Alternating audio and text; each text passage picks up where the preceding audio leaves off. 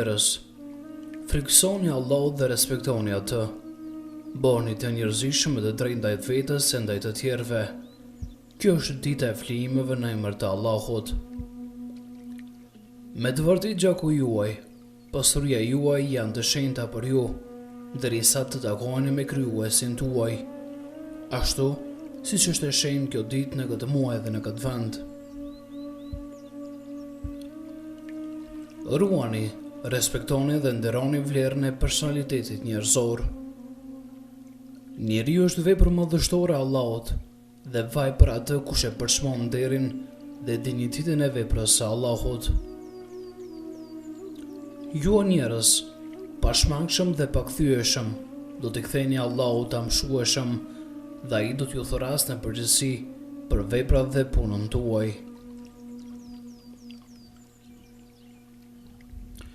O besim drejt, ta dini, ta mbani në mend dhe të jeni të bindur se ka përfunduar koha e mosdijes dhe traditave të këqija, të cilat aq fatkeqësi kanë sjellë gjinis njerëzore.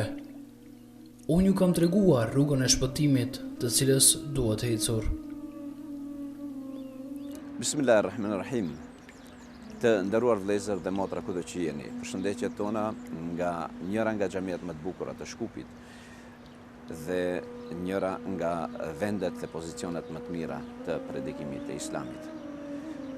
Unë sot me ju bashkërisht të mundohemi që të i qasemi një temë e cila në jep një prizmë të shiqimit dhe të analizave aktuale të botës në cilën gjendemi dhe jetojmë. Unë sot do mundohem që të jap një kontribut sa i takon çështjes se kur erdhi Islami. Çka u bën gjithçka në Mekë edhe më gjerë e që Zoti vendosi të sjellë Islamin. Kur u mbush doza e padrejtësisë, doza e gjërave dhe kriminaliteteve të lloj-llojshme, dhe kur ishte mjaft pa Islam e që erdhi Islami. Pra, tema ime aktuale do të ishte dhe erdhi Islami. Në vit parë, gjithë falëndrimet dhe livdatat janë të madhin Allah, Zotin Dhul Xhelal, ai i cili ty dhe mund ka falë. Dhe salavatet dhe selamet tona të përzemërta janë për shpirtin e Hazreti Mustafa sallallahu alaihi wasallam dhe krejt tjertë nga vëllezërit e tij në Enbiya dhe njerëzit e mirë aulia dhe sulaha dhe ata të cilët e ndjekin këtë rrugë dhe do ta ndjekin deri në atë ditë kur më nuk do të ketë dynja. Ju kudo që jeni, e jeni bashkarisht të dëgjojmë se çka ishte në Mekë, çka ndodhi në Mekë përpara se të vinte Islami. Dhe pse Allahu vendosi mu në këtë kohë, mu në këtë vend të sjellte Islamin. Natyrisht, çdo vendim është absolut i tij dhe është absolutikisht i qelluar. Por detyra jonë është të analizojmë se ç'ndodhi në rrethir që erdhi deri te ajo që Zoti vendosi në këtë kohë dhe në këtë vend të shpallë Islamin. Nga t'ja nisim i pari, nga një shoqëri e cila njiheshte në poezi, njiheshte në prozë, njiheshte në civilizim, por nuk njiheshte në rregull, në keqtrajtim të njëri tjetrit, në drejtësi. Nuk kishte fare një lloj rregulli i shkruar apo i folur i cili do të ndikonte në shoqëri në një formë të barazonte midis të ultit dhe të lartit, të barazonte midis të varfërit dhe të pasurit, të barazonte midis femrës dhe mashkullit, të barazonte midis atyre të cilët kishin nevojë për ngritje për lart dhe kishin të tjerët nevojë pak të plasën për poshtë nga se kishin ngritur veten shumë lart. Ngritja e tyre dhe baza e tyre që ngriteshin aq lart në qiell nuk kishte ndonjë bazë të shëndosh, përveç se ishin familjar të filan mbretit, përveç se ishin autoritativ për shkak se kishin një dozë të madhe të pasurisë dhe asgjë tjetër. Kurse Islami erdhi dhe na mësoi se ngritja dhe plasja nuk do të ishte në aspektet materiale. Ngritja dhe plasja duheshte të bërojë nga zemra e mirë, nga shpirti i mirë dhe nga dokjet dhe zakonet e atij vendit që do t'i ngriçshin të gjithë në një baraspesh, të gjithë në një formë të barabartë dhe se përpara Zotit fundit të gjithë do të ishin të barabartë. Më lejoni që t'ju sjelli disa shembuj dhe të ilustrojmë situatën se ç'bote ishte ajo dhe pse kishte nevojë të vinte një islam. Një nga Jemeni vinte të vizitoj Mekën, qendër e tregtisë, vinte të vizitoj një shtëpi të Zotit të mbuluar me të zezë. Në përcjellje e tij kishte edhe vajzën e tij adoleshente dhe hynë në rrugët e Mekës dhe i kënaqur duke pritur që moti të shohë këtë qytet të mirë. Por pejgamberi Allahut ende nuk ishte thirrur për pejgamber. Ishte në moshën 35 vjeçare. Në këtë moment kaloi nëpër disa sokake të Mekës dhe vajzën e tij të bukur, të re, ja kindapun. Nuk kishte mundësi të reagojë në asnjë formë dhe nuk kishte mundësi të reagojë kundër një bandës në Mekë që ta sjell vajzën e tij. I humbi vajzën në rrugët e Mekës për ditë me radhë, nuk e gjen, nuk kthehet dot te shtëpia e tij pa vajzën e tij. Dhe nuk kishte ku të qaset, ku të drejtohet, cilit institucion t'i kthehet dhe të kërkoj një mbështetje, kërkoj një informat, kërkoj një luftim të këtyre bandave të cilat po ja kindapojnë në mes të ditës, në mes të qytetit të shenjtë të Mekës. Dikush nga rruga i tha, o njeri i mirë, nëse dëshiron të kesh një mbështetje, një përkrahje, shkoh te një lloj Emin, El Emin, një lloj Muhammed, që kishte nofkën e tij El Emin, i sinqerti dhe i drejti. Shkon ndoshta ai të ndihmon, se përndryshe do të kthehesh kështu. U detyrua burri në fjalë të kërkoi Muhammed El Emin, i cili ende nuk ishte thirrur për pejgamber, derisa e gjet. Në atë kohë diheshte se pejgamberi i Allahut që ende nuk ishte pejgamber, kishte krijuar një grup, një shoqëri, një asociacion, thuaj si ti thuash, që përkujdeseshte paksa për barazi shoqërore. Dhe kur dëgjoi këtë rast pejgamberi i Allahut me shokët e tij, insistoi në gjithë anët derisa e gjet se kush ishte kjo familje që kindapoi këtë dhe ja solli vajzën e tij sërish. E përcjell këtë njeri për në Yemen dhe duke dalë prej Mekës, ky njeri shprehet aq fatlum ndaj këtij pejgamberit, duke i thonë, o ti djali i mirë, ai Zoti yt nëse ke Zot të bëft atë të cilën kur askush deri sot nuk e ka arritur. E si mendoni në një shoqëri nëse vajzat e tyre të posalindura i varrosnin të gjalla, për shkak se ata vajza ishin turpi familjes, për shkak se ata vajzat mas një kohë do të bëheshin valltare të collakuara, do të bëheshin vajza dhe prostitute të rrugës, do të bëheshin kështu, andaj që mos bëhen kështu, do t'i mbytim. Ç'mendoni për këtë? Dhe ç'mendoni për këtë shoqëri? Unë mendoj se kjo është ajo që i kalon gjitha normat dhe më vonë erdhi edhe ajetet e Kur'anit të cilat e qortuan këtë rast, duke thënë dhe kur voglushja ditën e Kiametit do të ringjallët dhe do të pyetet se çfarë dëmi bëri ajo e që u mbyt, e çfarë mëkati bëri ajo në këtë moshë të një ditë pasi që kishte lindur, çfarë mëkati ishte që ajo duheshte të mbytet. Dhe në qoftë se ju kujtohet rasti i Amr ibn Hindit, që shkoi me nanën e tij të një familje ose të një fis, thjesht që t'i vizitoj, dhe që ai fis insistoi që nana e tij të pi 1 ose 2 ose 3 çaj më shumë, dhe ajo nuk donte. Që ato insistuan edhe një herë në formë të respektit ndaj saj dhe nderit ndaj saj. Dhe ajo ngrit dhe piskati, o Amr, mos të pat nana. Në qofse qëndron këtu si burr e nana ite ngushtohet këtu në mesin e këtyre mysafirëve dhe ti qëndron gojë mshelur dhe gojë mbyllur, çfarë baze dhe çfarë peshe ka burrnia yte? U ngrit Amri, e mori nanën e tij, u largua prej këtij fisit dhe erdhi këtij fisit me 30 burra dhe e sulmuan këtë fis për shkak se menzi po priteshte në këtë shoqëri, cili do të bënte një gabim të vogël ndaj dikujt autoritativ që ta asgjësoj.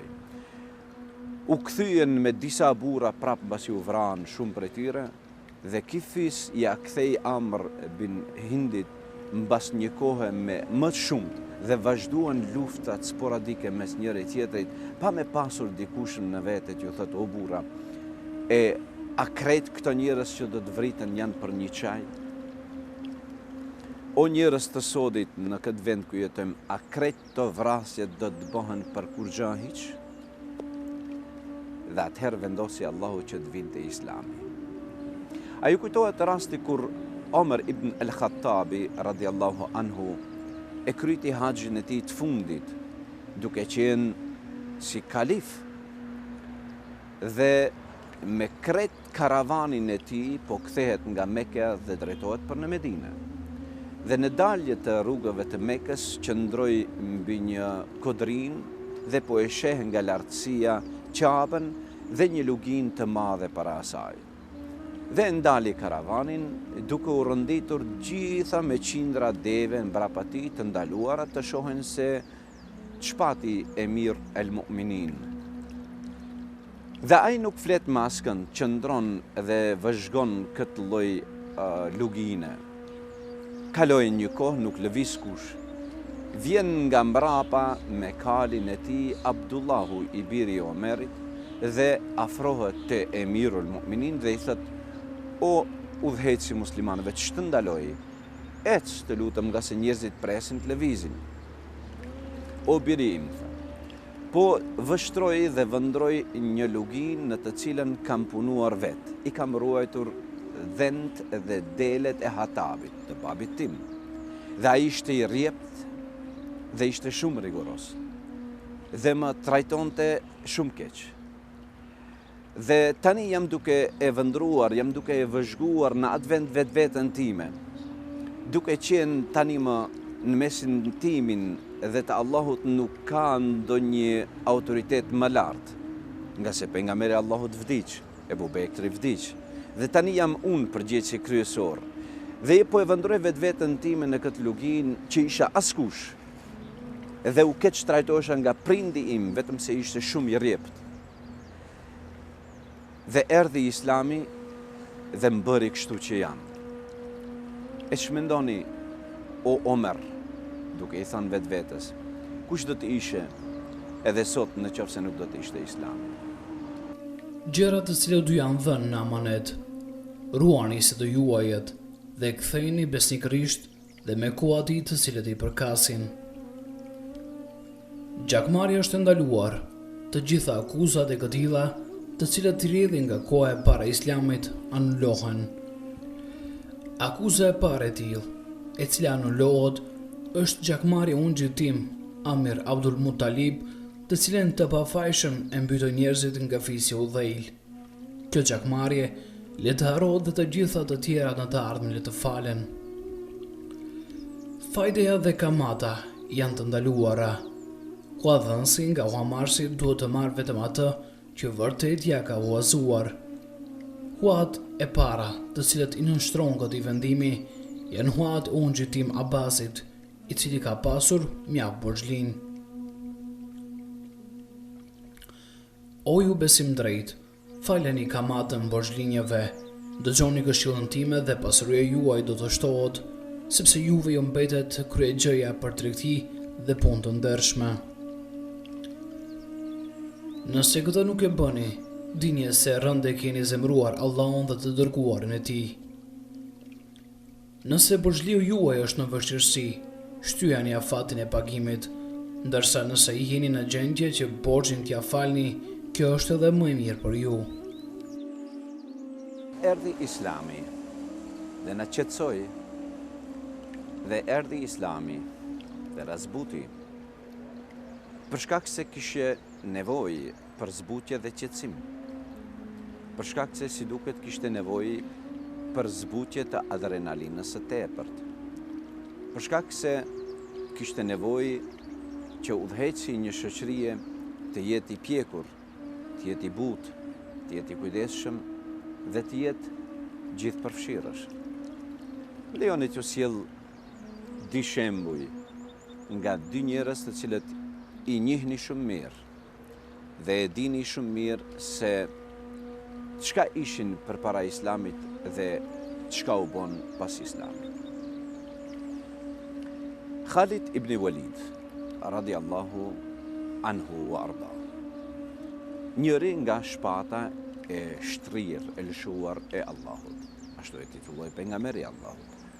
Khalid ibn Walidi, përpara se të pranonte Islamin, ishte një gueril, ishte një njeri i cili luftonte përpara në Mekë. Ishte ai i cili kryente operacione të fshehura përpara. Ishte ai i cili prishte dy familje që do të kenë zank dhe të fitonte që të ndajë midis zankës së tyre me fuqi, me dhunë, me gjak. Khalid ibn Walidi ishte kalorës jashtëzakonisht i fuqishëm dhe ishte djali i tezës së Omer ibn el-Khattabit. Kurse ky, nga ana tjetër, ishte po i njëjti në rrugët e Mekës, përpara Islamit, i fuqishëm, një batall i rrugës së Mekës. Dhe ai i cili dora e tij nuk lëshonte shpatën për tokë. Këta të dy, po të ishin në njërën anë, ishte hata dhe ishte helaç për një qytet apo për një lagje apo edhe më gjerë. Përderisa Khalid ibn Walidi ishte i fuqishëm si kalorës dhe nuk kishte rival, Omer ibn Khattabi ishte i fuqishëm si këmbësor me shpatë në dorë dhe nuk kishte rival. Dhe të dy këta, njerëzit në Mekë shpresonin që mos i takonin në rrugë, të largohen prej tyre, mos kenë asnjë zank me ta. Mbi 100 luftra guerile janë të regjistruara për Khalid ibn Walidin, të cilën i ka kryer me mision, me detyrë. Ju kujtohet ndoshta në luftrat të cilat janë gjithandej në botë, që lut Zotin që të përfundojnë këta luftra një herë për gjithmonë. Ju kujtohen të luftra që ka njerëz të cilat vinë me detyrë, sidomos ata të cilët janë snajperistë të mirë, të cilët nuk i intereson as njëra anë, as tjetra anë. Ati i intereson të fitoj paratë e tij dhe të kthehet. Në këtë format prafërsisht mund të shihni këta dy persona në Mekë, para Islamit. Khalid ibn Walidi ishte ai i cili tani më kur pranoi Islamin nuk sulmonte njerëzit, po në të kundërtën edhe nëse ishte në detyrë si komandant i ushtrisë muslimane, trokiste në derën e qytetit të caktuar, të shtetit të caktuar dhe i thirrte ata të pranojnë Zotin një dhe asgjë tjetër dhe komplet kjo ushtri kthehet. Ose ju jepte 3 ditë afat që të përgatiten. E çuditshme një Khalid ibn Walidi t'i japë afat për sulm. Kjo nuk ishte parapar. Khalid ibn Walidi ishte ai i cili e shkaktoi disfatën e muslimanëve në luftën e Uhudit. Muaj, aq strateg dhe aq i fuqishëm, sa që komplet betejën e Uhudit e asgjësoi për muslimanët. Ky tani më vjen te pejgamberi i Allahut dhe zbutet. Ky ishte ai i cili i tha vetes tij në fund mbi 90 plak në trupin e tij, i cili vdiq në krevat, dhe i tha vetes së tij: "O Khalid, krejt këto beteja të cilat i ke patur, nuk vdiqe si dëshmor në ndonjërin prej beteje, po për turpin tënd ke ardhur të vdesish në krevat." Khalid ibn Walidi ishte ai i cili sulmoi njërën nga fiset e Medinës në detyrë që pejgamberi alajhissalam, sidomos ata të cilët e luftonin pejgamberin, i dha detyrë Khalid ibn Walidit. Dhe ky vrau disa njerëz të cilët i shtyn disa njerëz të cilët në njërin transmetim janë kundërshtuar, në transmetimin tjetër fare nuk janë kundërshtuar.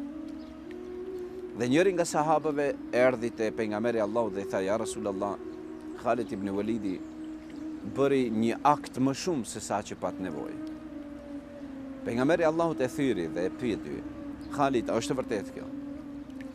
"Ja Rasulullah, në bazë gjykimit tim mendova se ata para pregaditnin ndonjë sulm dhe e mora këtë vendim. E pyeti pejgamberi Allahut, Khalid ibn Walid, ke pasur me ta ndonjëherë më herët para islamit zanka? Tha po ja Rasulullah. Fisi im dhe fisi i tyre kemi pasur gjithmonë zanka. Khalid, është e vërtet se ke nxjerr pak më shumë fuqi dhe energji sa që ta ka lejuar islami? Ndoshta ja Rasulullah. I dërguari i Allahut i ngrit duart, kthehet ka kible, thot o Zot, unë distancohem nga veprat e Khalidit. Komplet kjo mësim për Khalid ibn Walidin, të cilin një komandant gjigant po e zbut islami dhe po e qetëson. Dhe erdhi islami dhe na qetësoi. Omer ibn el-Khattabin, të cilin profilin e tyre pak më parë u spjegova. Erdhi një ditë prej ditëve te pejgamberi Allahut, pasi që kishte pranuar islamin, në fazën e parë të tij. Dhe pa disa qortime në shtëpinë e pejgamberit dhe disa zëra të ngritura nga gratë e tij. Dhe tha, ja Rasulullah, ç'i duan këto gratë? Tha, kërkojnë rrezik pak më shumë, kërkojnë investim tim pak më shumë, kërkojnë pak më shumë para. Atëherë, Omer ibn el-Khattabi tha, ja Rasulullah, pasha Allahun, në qoftë se do ta ngriste zonin ndonjëra nga gratë e mia, me këto të di duar të t'ja kisha kaput kryet. Filloi pejgamberi Allahut të qesh dhe të buzëqesh dhe e kaluan situatën. Me vdekjen e pejgamberit, vdekjen e Ebu Bekrit dhe ishte 2 vitet e fundit përpara se të vdiste edhe Omer ibn el-Khattabi, erdhi një njeri te shtëpia e Omerit duke qenë si halifja e muslimanëve dhe i ra derës në kohë të shtyrë të pasditës. Dhe dëgjoi disa piskëllima ose zërat e gruas së Omerit në brendësinë të shtëpisë. Dhe kur pa këtë lloj, të them, zënke, fatkeqësie në brendësir, u tërhoq dhe uroi që nuk ja hap derën askush. Përderisa filloi të kthehet, doli Omeri dhe tha, urdhno o burri mirë, ç'të duhet? Tha, jo, nuk du fare gjë. Tha, urdhro, ke ardhur deri këtu. Tha, kam një zënk të shtëpia ime me gruan time, po doja të marr një sugjerim prej anës tënde, një këshill. Po kur e pash se gratë tuaja po ashtu piskojnë të shtëpia juaj dhe bërtasin dhe ti ndëgjon, thash nuk ka nevojë më për përgjigje, u kry, erdhi përgjigje. O burri mirë, ngotha. Të njëjtën ja kam thënë pejgamberit të Allahut, duke menduar se do t'ja këpusja kryet me duart e mia. Por erdhi islami dhe na qetësoi dhe na zbuti dhe na tha, mos i shihni gratë juaja vetëm si tuba dhe si cigla dhe si material ndërtues. Por në vit e parë shihni ata si njerëz, si shpirt, si krijesë e Allahut dhe si plotësim i jetës dhe anës tjetër të gjinisë mashkullore. Dhe erdhi islami dhe na zbuti dhe na qetësoi. O ju besim drejt, o ju njerëz, friksoni asaj dite e cila me siguri do të vi, kur të gjithë do të vini para Allahut, i cili është i vetmi gjykatës suprem dhe ku ju pret drejtësia absolute. O të vdekshëm, duani dhe dëgjoni Zotin, krijuesin e tërë materjes dhe jo materjes, i cili krijoi meshkuj dhe femra, për të cilave zhvillohet gjinia njerëzore. Friksoni Allahut në ndihmën, prejhen dhe mëshirën të cilat jemi të gjithë udhëzuar. Ne jemi të vdekshëm, të cilët për çdo rast jemi gjithnjë më afër vdekjes dhe takimit me të, me Allahun e mëshueshëm, me gjykatësin e drejtë. Respektoni farifisin, besnikërisht, përmbushni detyrat dhe obligimet të cilat ekzistojnë ndërmjet burrit dhe gruas, ndërmjet prindërve dhe fëmijëve. Fëmia e fiton xhenetin në këmbët e nënës së tij.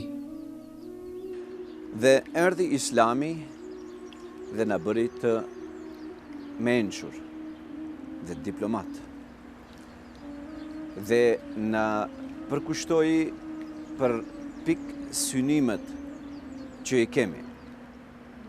Dhe na mësoi që të kemi një orientim dhe plane afatgjate.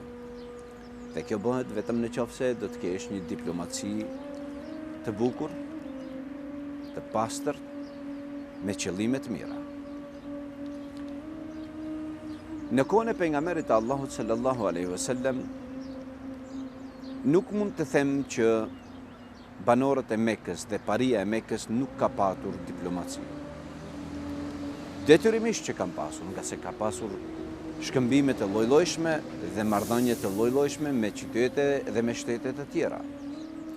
Kanë pasur marrëdhënie tregtie me Shamin, Sham e Sharif, gjithsesi me Damaskun e Sodit, po edhe më gjërë. Mirë po, qëllimi mbas kësaj diplomacie ishte i një anshëm, vetëm profitet personale të një parije së caktuar, të një udhëheqësie së caktuar, dhe jo më gjërë, dhe jo krejt shoqërisë. Këtë e luftoi Islami, dhe i bëri njerëzit të cilët e ndjekshin këtë Islam, i bëri të kujdesshëm dhe diplomat. Po ju sjelli disa shembuj. Në marrëveshjen e Hudejbis, apo në paqen e Hudejbis, e cila u zhvillua në vitin e 6 të Hijretit, kur pejgamberi Allahut synoi Mekën për vizitën dhe kryerjen e piligrimazhit të asaj kohe. Atëherë, Mekasit, gjithsesi Kurejshitët, e ndaluan karavanin e pejgamberit të Allahut në një vend të quajtur Hudejbia. Dhe Suhejl ibn Amri ishte ai i cili përfaqësonte Kurejshitët në këtë të them diskutim apo në këtë marrëveshje. Në një shatore të thjesht në cilën ishte pejgamberi Allahut, duheshte të regjistrohet një marrëveshje, ndoshta edhe marrëveshja e parë e këtij nivelit, midis atyre të cilët i tubuan dhe i larguan nga Mekka, dhe midis atyre të cilët tash po synojnë të kthehen Mekës edhe një herë, pra midis muslimanëve dhe Kurejshit. Në marrëveshje duheshte të shënohet, të regjistrohet, dhe dihet një prej dorës së djathtë të pejgamberit të Allahut i cili ka regjistruar këtë marrëveshje ka qenë Ali ibn Abi Talibi radhiyallahu anhu. Shëno, o Ali, thot pejgamberi Allahut, shkruaj Bismillahirrahmanirrahim, në emër të Allahut të mëshirshmit, të gjithë mëshirshmit, po nisim një marrëveshje midis palës dhe midis palës. Suhejl ibn Amr thot, stop, ndalon. Nuk nisim fare me Bismillahirrahmanirrahim. Kush ju ka thënë juve që ne do të pranojmë se Zoti është i mëshirshëm dhe mëshirëplot? Një marrëveshje të tillë unë nuk e regjistroj, as nuk e nënshkruaj. E çka është propozimi yt o Suhejl? Shkruaj Bismikallahumma, në emër tënd o Zoti im. Ishte formati i regjistrimit të letrave të cilat u ngjitshin në Qabe, në muret e Qabes, në rastet kur shënoheshin poezit në Mekë. Dhe poezia e cila ishte më e mirë e thurur asaj kohe, qëndronte një javë në Mekë, gjithsesi në muret e Qabes e varur, ose derisa të vinte një poezi më e fuqishme se ajo që ta plast. Por çdo njëra prej tyre fillonte me Bismikallahumma. Pejgamberi Allahut thot Aliut, fshije Bismillahirrahmanirrahim dhe shëno Bismikallahumma. Aliu thot, ja Rasulallah, mos e ngokët, jep ma mundësinë mu dhe Omerit, do t'ja hekim kryen. Ky nuk mund neve të na i rishqyrtoj, të na i definoj fen ton.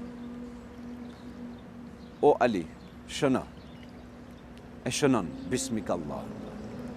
Vazhdon, kontrata nënshkruhet midis Muhamedit të dërguarit të Allahut dhe Suhejl ibn Amrit të dërguarit të Kurejshitëve. Jo, unë po të pranoj ati se je i dërguar i Allahut, unë nuk do isha tash në anën e kundër, do isha nga ana yte. Kush të ka thonë ti se je i dërguar i Allahut? Prishe. Kontrata shkruhet midis Muhamedit të birit të Abdullahut dhe midis Suhejlit të birit të Amrit i dërguari i fisit Quraysh. Të gjithë sahabët u ngritën në këmbë, ja Rasulallah, kë nuk është e mundshme që ai në kontratën tonë të na zgjesoj neve. Pejgamberi Allahut i thot Aliut, shëno, midis Muhamedit të birit të Abdullahut dhe kështu me radhë. U kry, u firmos kjo lloj marrëveshje. U kthyen muslimanët për në Medinë, jashtëzakonisht të nënshmuar në këtë formë që nuk e krytën obligimin e tyre të Mekës, dhe e dyta që nënshkruan paqë në 10 vite të radhës. Në këtë lloj deprimimi i afrohet Imam Aliu të dërguarit të Allahut dhe thotë, ja Rasulallah, si e pranove një nënshkrim të tillë, si e pranove një marrëveshje të tillë? Pejgamberi Allahut filloi të buzëqeshë dhe tha, o Ali, bash ti je ai i cili do ta pranosh një ditë prej ditëve një marrëveshje të tillë. Bile edhe atë bash në korrizin tënd, dhe mu në gjakun tënd. U habit, vazhdoi jeta. Vdiq pejgamberi Allahut, vdiq Ebu Bekri, vdiq Omeri, vdiq Osmani, erdhi Imam Aliu në pushtet, në kalifat. Zënka e cili solli deri te problemi apo lufta midis Imam Aliut dhe Muaviut, duhet të përfundoj me një marrëveshje. Në këtë marrëveshje, përfaqësuesi Imam Aliut ishte Ebu Musa el-Esh'ariu, radiallahu anhu, kurse përfaqësuesi Muaviut ishte Amr ibn As, radiallahu anhu. Në marrëveshje midis Ebu Musa el-Esh'ariut dhe Amr ibn Asit ishte që kjo zënk, ky problem, këto luftra të cilat po ndodhin midis njerëzve të mëdhej të Islamit, duheshte detyrimisht të përfundojnë me këtë marrëveshje saqë të dytë të i largojnë këta. Dhe në këtë moment erdhi puna që të nënshkruhet marrëveshja.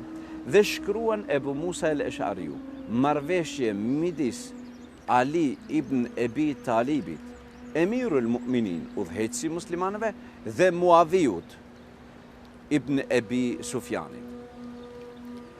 Amr ibn Asi tha, o Ebu Musa, e kush të tha ty se Aliu është udhëheqësi muslimanëve? Kush të pranon ti këtë marrëveshje kështu? Po ta kishim pranuar, ne nuk do të bënim një marrëveshje të tillë. Ne do të ishim nga ana e Aliut, pra fshinje, ai nuk është Emirul Mu'minin. Dhe u kthye Ebu Musa el-Esh'ariu te Imam Aliu dhe i tha, o emiri muslimanëve, kështu më urdhëron para tjetër. Filloi të qaj Imam Aliu, duke menduar të gjithë ta po qanë se po e humb postin e tij. Imami i zemrave qante diçka tjetër, ju kujtua fjala e pejgamberit të Allahut që i thanë, dhe vazhdo të jesh diplomat, dhe vazhdo të kesh pikësynimet tua të larta, qëllimet tua të larta, dhe mos u merr me çështje të vogla, sikur që është regjistrimi i gjërave dhe kështu me radhë. Dhe erdhi Islami dhe na bëri diplomat pasi që ishim të vrazhdët dhe vetëm me shpatë në dorë.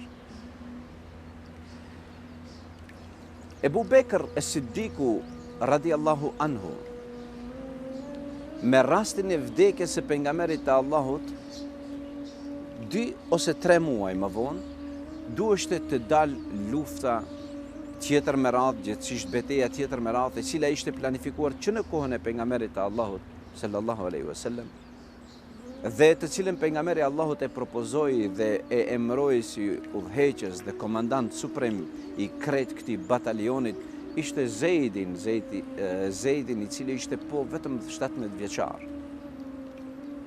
Dhe në këtë moment, vdiq i pejgamberi Allahut e ndaluan këtë lloj parapregaditje ushtarake dhe me ardhen e Ebu Bekrit disa muaj më vonë nisi ky ekip për në luftë, në të cilën mesin e ushtarëve ishte edhe Omer ibn el-Khattabi radiallahu anhu.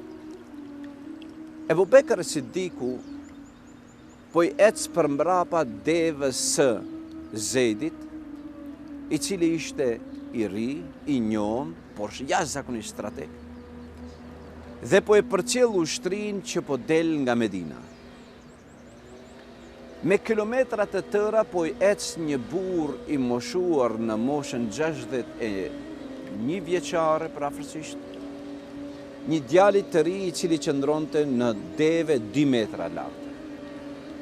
Dhe ki po I ecë për mrapa, kurse Zejdi nuk po e heton se emiri I muslimanëve po I ecë të kamp.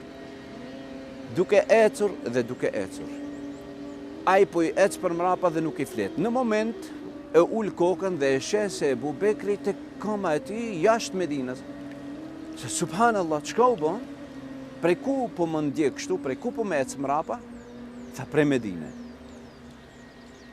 Tha po pse nuk më thire? Unë nuk të pash valla, nuk të hetova fare, po merrem me gjëra tjera. Tha pritja që mos të ta prish ti koncentrimin tënd. Dhe në moment që do të më shohësh, do të flas me ty. O emiri muslimanëve. Po aq ka mbri situata që unë në këtë mosh, ti mos ma thesh mua fjalën, mos më ndërpresish.